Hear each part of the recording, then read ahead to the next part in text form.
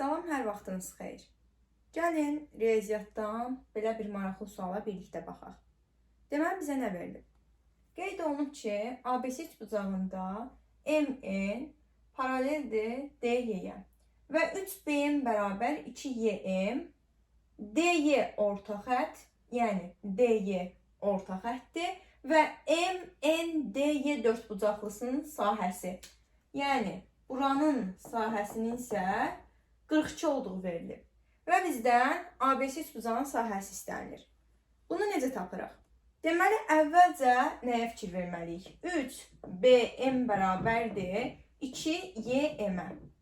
Buradan məlum olur ki, BM YM-in əmsalına, YM də BM-in əmsalına bərabərdir. Necə bərabərdir? Yəni, BM bərabərdir 2x-a, çünki bu sadəcə nisbətdir. YM də bərabərdir 3x-a. Və gətirib bunu şəklin üzərində qeyd edirəm. Belə ki, deməli, BM-in üzərinə 2x, Y-min üzərinə 3x qeyd elədim. Və DY orta xətt olduğuna görə, deməli, AB tərəfini yarı bölüb. Yəni, YB 5x-dırsa, AY də 5x olacaq.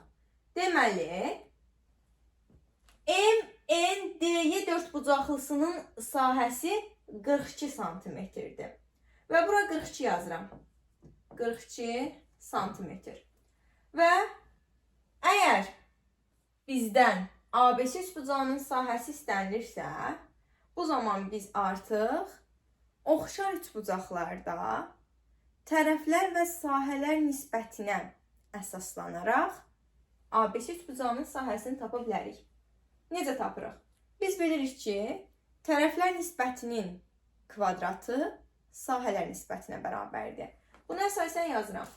Deməli, burada balaca üçbucağın böyük üçbucağa nisbəti. Yəni, 2-nin tərəfdən söhbət gedir. 2-nin 5-ə nisbəti, hətta 2x, 5x də yaza bilərsiniz. Onsuz da x-lar ixtisar olunur. 2-nin 5-ə nisbətinin kvadratı bərabərdir. Mən bura əgər bir dənə k desəm balacanın sahəsinə, yəni k-nın böyük üçbucağın sahəsinə nisbəti, k plus 42-yə nisbəti. Və bunu həll edirik. 25-də 4 bərabər k bölək k üstəgəl 42 və həll eləsək 4k üstəgələk 168 bərabər 25k-ya. Və buradan alırıq ki, 21k bərabər 168-ə, k da bərabərdir 8-ə. K-ya aldıq 8.